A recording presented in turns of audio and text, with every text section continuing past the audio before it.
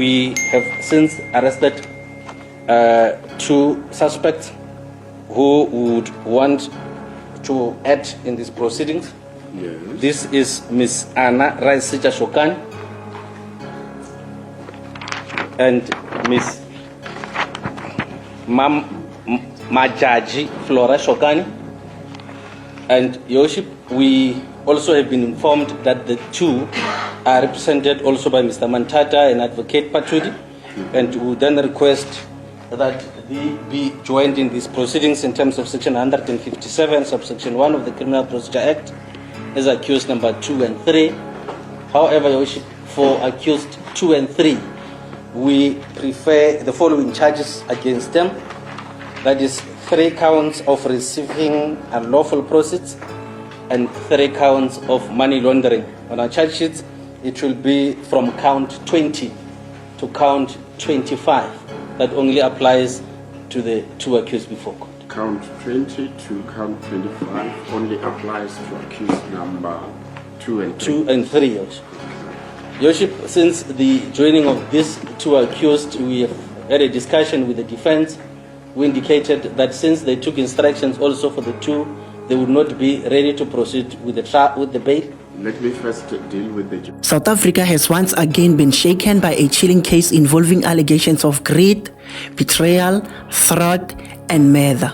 A former police sergeant, a respected nurse, family members, school principal, and even a traditional healer, all allegedly connected to a deadly insurance syndicate worth more than 10 million.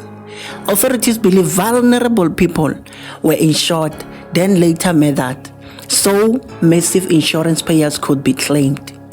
And at the center of it all is former Limpopo police officer Rachel Kutumela, a woman now being compared by many South Africans to convicted insurance killer Rosemary Ndlovu. This is the disturbing story of the alleged insurance murder syndicate that shocked Limpopo.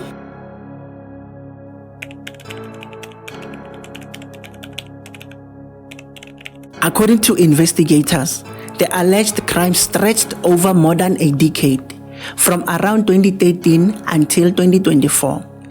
Police allege that members of the syndicate took out a life insurance, funeral and accidental death policies on multiple victims through major banks and insurance companies. Authorities say these institutions included ABSA, Standard Bank, Capitec, Hollard, Avbob, Asupol, Old Mutual, One Life, and Clientele. Then once the policies became active, the victims allegedly began dying under suspicious circumstances. Investigators believe at least 9 to 10 people may have been murdered as part of the scheme. The alleged payouts, more than 10 million. The investigation eventually led police to a shocking discovery. The alleged mastermind was not a gangster or a career criminal, but a police sergeant, Rachel Kutumela, who was arrested while on duty in October 2024. Police later confirmed she had since been dismissed from the SAPS. Her arrest immediately triggered national headlines because of the horrifying allegations and the growing number of deaths linked to the case. We have been investigating the case as far back as 2024 when we made the first arrest of the former police sergeant, Rachel.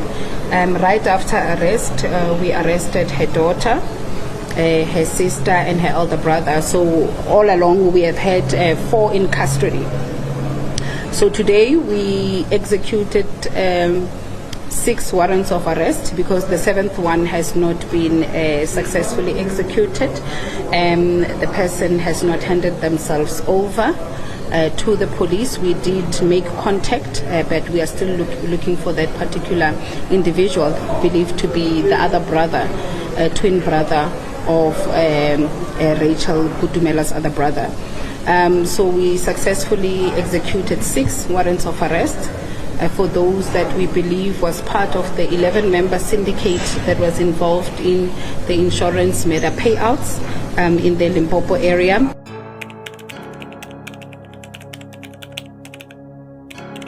According to prosecutors, some victims allegedly died in horrifying circumstances. Investigators claim certain victims were burnt inside their homes, while others allegedly drowned under suspicious circumstances. Some incidents reportedly happened in places including Soweto, Sebokeng, Seshego.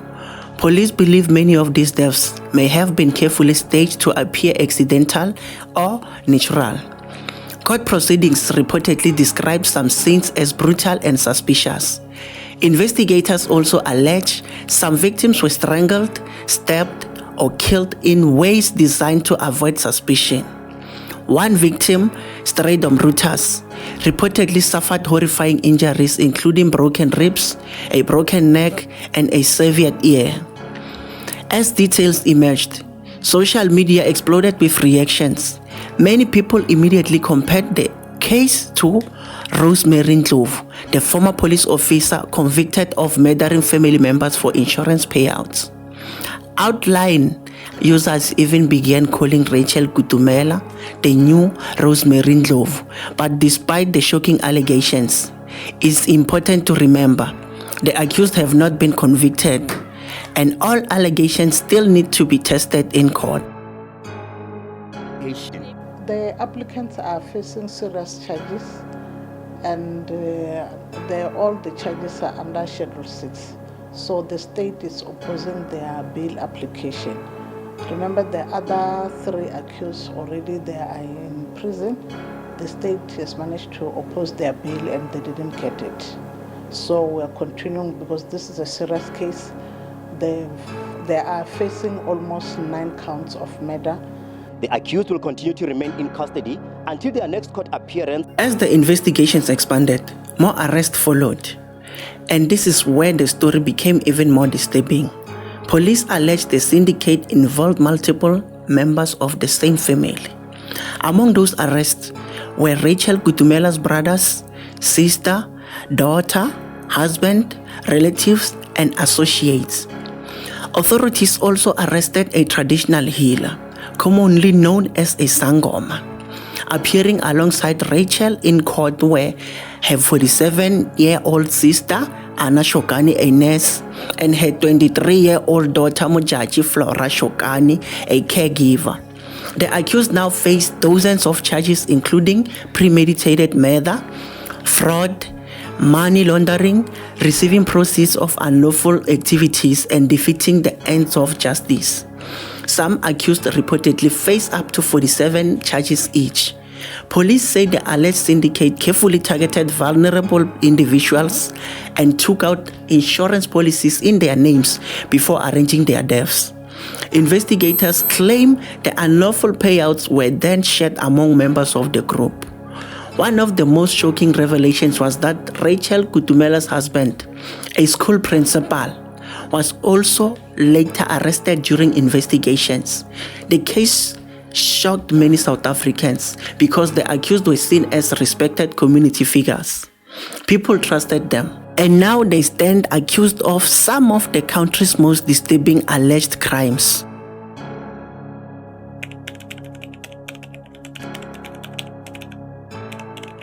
One of the biggest talking points in the case involved the alleged luxury lifestyle connected to the accused. During testimony, Rachel Shokani Kutumela reportedly admitted that insurance payout helped fund expensive assets. Among the vehicles were mentioned were a Range Rover, a Toyota Land Cruiser, and a Toyota Fortuner. Investigators reportedly became suspicious after discovering some of the luxury assets were allegedly not registered in her name. Photos circulating online allegedly showed expensive fashion brands, luxury celebrations, helicopters, and high-end living. Critics on social media described it as blood luxury. Others called it blood money. The story reignited national conversation about greed, fake lifestyles, and the dangerous pressure to appear wealthy at all costs. Many South Africans began asking the same terrifying question: how far can greed push someone?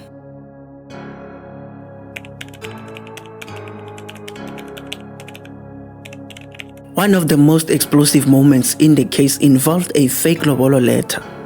According to testimony presented in court, investigators believe the document was used to falsely claim that Anna Shokani was married to murder victim Stradom Rutas. Authorities allege this fake marriage was then used to support insurance claims after his death. But the victim's family says they had never heard of such a marriage. Reuters' sister reportedly told the court that the family only learned about the alleged wife after the murder. Investigators believe the fraudulent lobolo letter became a critical piece of evidence in exposing the alleged syndicate. The revelation added another disturbing layer of deception to a case already filled with allegations of fraud and manipulation.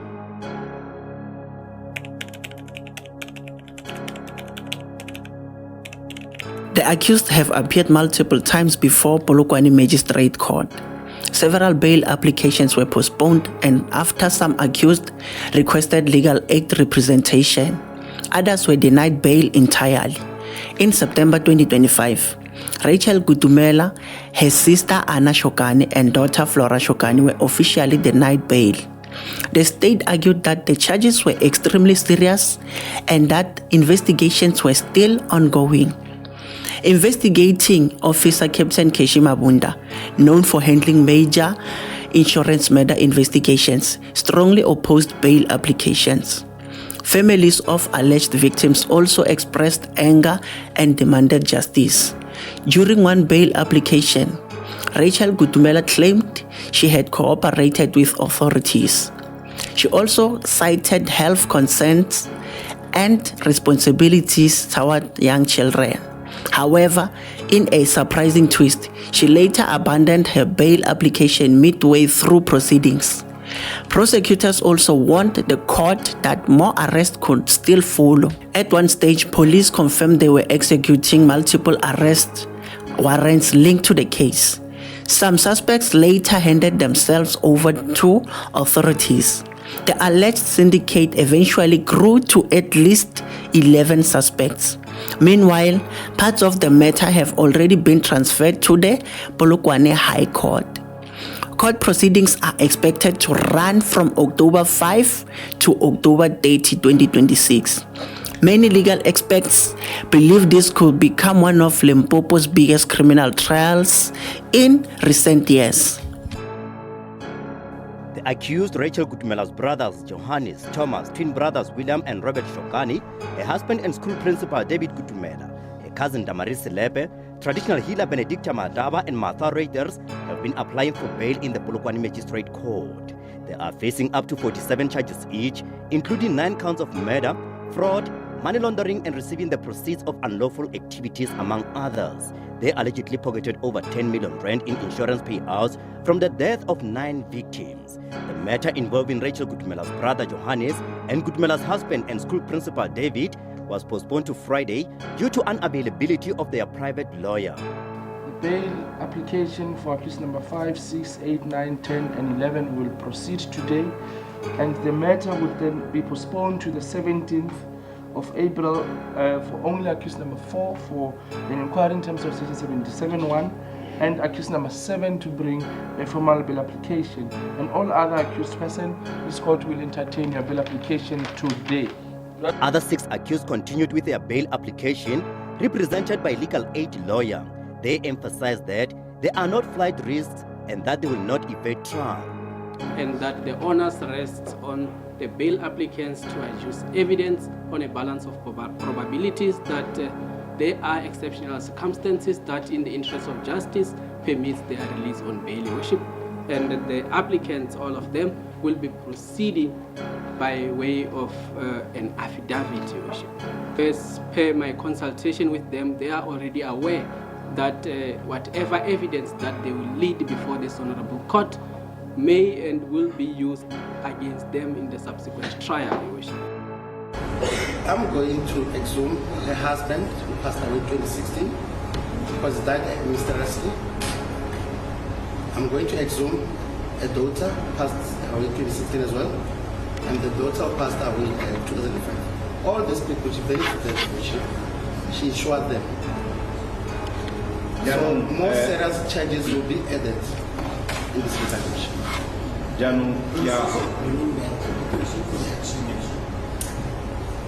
Come again,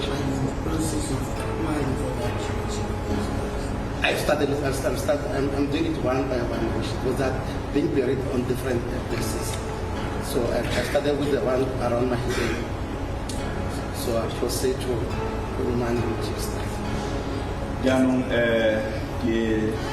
dirile kopo jalo ya gore monna wa molatofadiwa le ene o tlhokafetseng ka ngwaga 2016 a epollwe jaaka e le gore o tlhokafetse ka lefu le le makatsang ebile ke dirile le kopo jalo ya gore le ngwana gape o tlhokafetseng ka 2005 le ene a epollwe jaaka e le gore le ene leso la gape le makadi. And I've got strong statements by the former station commander of Kanana Police Station, who deposited an affidavit stating the accused before this court went to his office and asked him how much is she going to get when her husband deceased, Mr. Franco, dies. The Rachel Kutumela case remains one of the most disturbing alleged insurance murder cases South Africa has seen in years. A former police officer, a family network, millions of rand in insurance payouts, and multiple lives lost. As prosecutors continue building their case, investigators say even more shocking details could still emerge in court. But until a final verdict is reached, every accused person remains innocent until proven guilty. What do you think about this case? Do you believe insurance murder syndicates are becoming more common in South Africa? Leave your thoughts in the comments below, and if you enjoyed this video, don't forget to like, subscribe, and turn on notification for more South African true crime documentaries and breaking investigations.